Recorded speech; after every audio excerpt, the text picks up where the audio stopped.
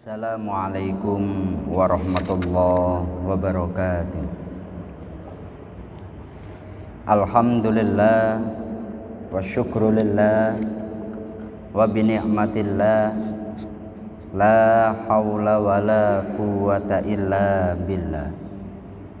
Rabbi shrah li sadri wa yassir li amri wahlul 'uqdatam min lisani yafqahu qawli. Kepada yang kami muliakan segenap jamaah Masjid Agung Batam yang dirahmati Allah Subhanahu wa Ta'ala, seperti biasa setelah melaksanakan sholat duhur sejenak marilah kita bersama-sama mengikuti kajian tafsir Asy-Syafi'i. Selama kurang lebih 10 menit ke depan marilah kita bersama-sama niat thalabul ilmi dan juga niat iktikaf di masjid kita ini agar duduk kita bersama oleh Allah dicatat sebagai ibadah. Adapun pembahasan kita kali ini dalam surat As-Saffat ayat 139 sampai 141. Allah berfirman, Bismillahirrahmanirrahim. Wa inna Yunusa laminal mursalin id abaqa ilal fulkil mashhun fasahama fakana minal mudhadin, yang maknanya sesungguhnya Yunus benar-benar salah seorang rasul. Ingatlah ketika dia lari ke kapal yang penuh muatan, kemudian dia ikut berundi, lalu dia termasuk orang-orang yang kalah dalam undian. Di dalam kitab Imam Asy-Syafi'i beliau berkata, perahu yang ditumpangi orang-orang dan Nabi Yunus itu berhenti di tengah jalan. Mereka berkata perahu ini berhenti karena ada seorang penumpang yang tidak dikenal. Kemudian diadakan undian dengan ketetapan siapa yang keluar anak panahnya maka dia harus dilempar ke laut. Kemudian keluar anak panah Yunus sehingga dia yang harus dilempar ke laut. Seketika itu pula seekor ikan paus menelannya sebagaimana diceritakannya dalam Al-Qur'an, yang kemudian diselamatkan Allah Subhanahu wa Ta'ala karena ampunannya. Ayat yang kita bahas ini adalah sejarah tentang Nabi Yunus alaihi salam. Nabi Yunus ini adalah salah satu nabi yang beliau ditegur oleh Allah Subhanahu wa Ta'ala. Dalam ayat yang kita bahas itu memakai kata abako. Abako itu kalau dalam bahasa kita itu kabur. Nabi Yunus beliau meninggalkan kaumnya, kabur dengan naik perahu. Ini kalau di dalam penjelasan para ulama, satu contoh di dalam tafsir Jalalain karya Imam Jalaluddin As-Suyuti dan Imam Jalaluddin Al-Mahali. Beliau itu hina ghodoba qaumahu lamma lam yangzil bihim al-adabu alladhi wa'adahum bihi. Jadi Nabi Yunus itu beliau karena sudah dakwah sekian lama, umatnya ternyata malah menyepelekan beliau. Beliau ketika dakwah dengan sekuat tenaga ternyata kaumnya itu malah menertawakan. Akhirnya Nabi Yunus itu beliau karena seorang nabi memiliki doa yang akan pasti dikabulkan Allah. Beliau mengancam kepada kaumnya, kalau kalian tidak iman dalam tempo 3 hari akan ada azab. Saya ulangi ya Pak, dalam tempo 3 hari. Ini kalau dalam penjelasan tafsir Ibnu Katsir, dalam penjelasan tafsir Shawi dan beberapa kitab tafsir yang lain. Nabi Yunus itu wa'adahum bihi, menjanjikan atau mengancam akan turun azab. Akhirnya umatnya itu ketika diancam 3 hari lagi turun azab, umatnya itu tetap santai, tetap tenang. Kenapa? Karena Nabi Yunus masih berada di rumah. Umatnya itu punya pikiran, seorang nabi nggak mungkin diadab Allah. Kalau Yunus tetap di rumah, berarti adab nggak mungkin turun. Dengan adanya Nabi Yunus di rumah itu menjadi petanda Allah tidak akan menurunkan adab. Tapi Nabi Yunus itu semakin gregetan dengan umatnya. Akhirnya di hari ketiga Nabi Yunus itu beliau lari.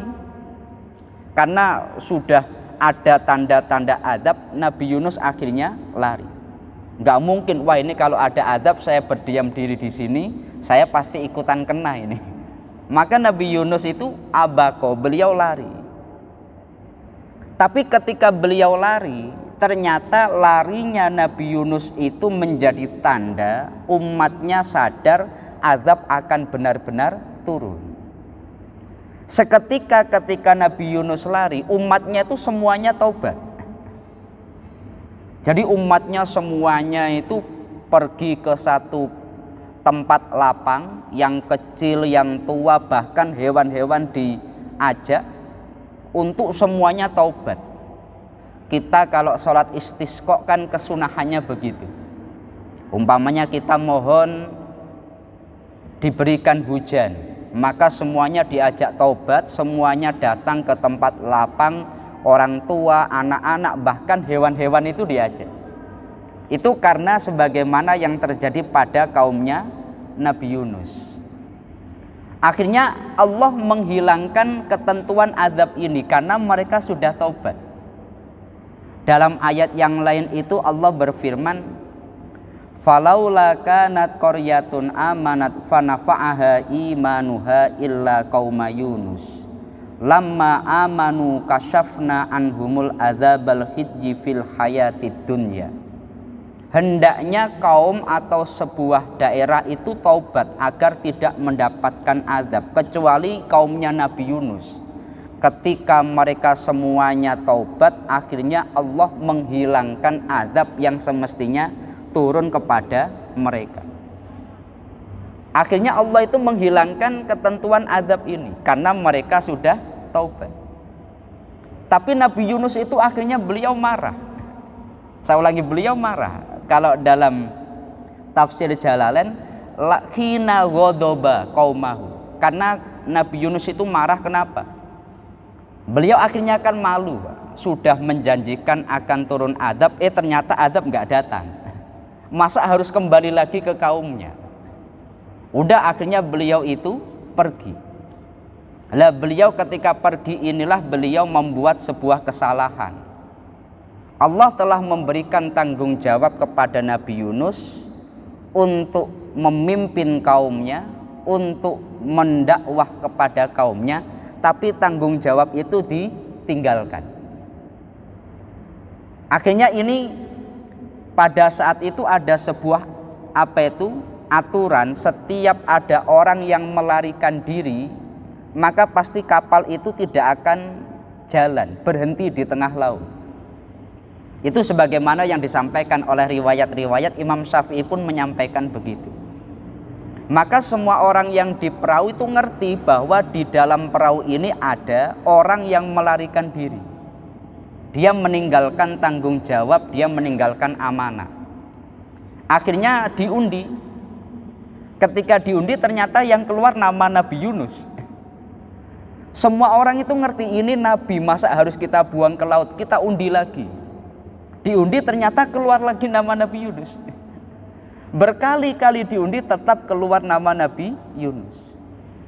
Akhirnya mau nggak mau Nabi Yunus dia harus terjun ke laut karena memang itu aturan pada masa itu. Akhirnya ketika beliau terjun ke laut itu ditangkaplah ikan. Tetapi yang menjadi sebuah hikmah, selama Nabi Yunus berada di perut ikan itu beliau senantiasa bertasbih, la ilaha illa anta subhanaka inni kuntu minadz zalimin. Beliau senantiasa zikir ini.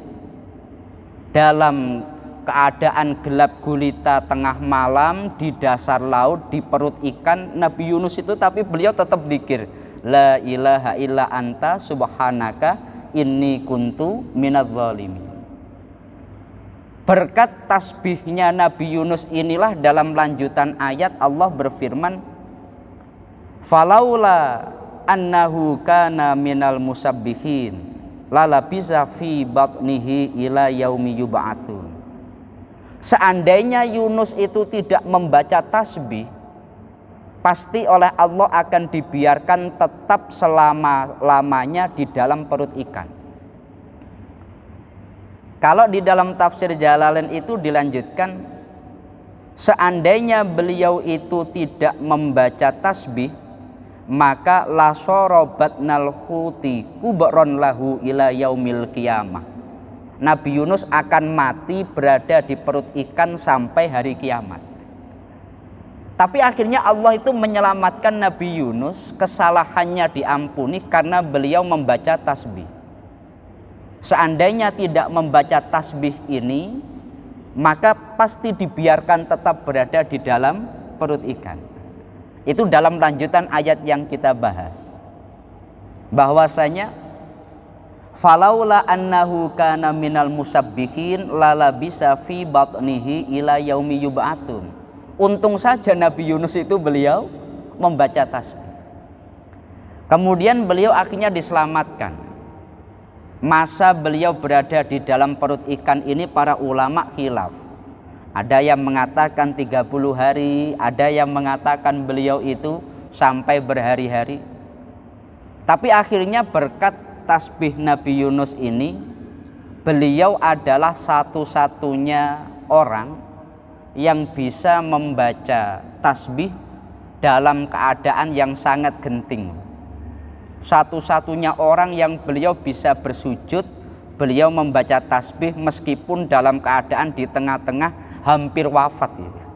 Karena di dalam perut ikan beliau tetap la ilaha illa anta subhanaka inni kuntu minadz-dzalimin, la ilaha illa anta subhanaka inni kuntu minadz-dzalimin. Akhirnya Allah mengampuni dosanya. Ini adalah sebuah sejarah para nabi, dan ini diabadikan di dalam Al-Quran. Hendaknya kita mengambil pelajaran. Minimal ada beberapa hal yang bisa kita ambil atau kita petik pelajaran. Satu, kalau Allah sudah memberikan sebuah amanah, hendaknya kita menjalankan betul amanah itu. Jangan sampai kita itu lari meninggalkan amanah ini. Allah memberikan amanah keluarga, Allah memberikan amanah pekerjaan, Allah memberikan amanah harta. Hendaknya kita betul-betul bisa menjaga ini. Karena dalam hadis Rasulullah menyampaikan kullukum ra'in wa kullukum mas'ulun an ru'yatihi. Semua di antara kalian itu orang yang diberi amanah tanggung jawab, maka pasti akan dimintai pertanggungjawaban atas hal itu. Maka hendaknya kita menjadi orang yang amanah. Yang kedua adalah ketika seseorang dia itu tobat, Allah akan menghilangkan adab yang diturunkan kepada dia.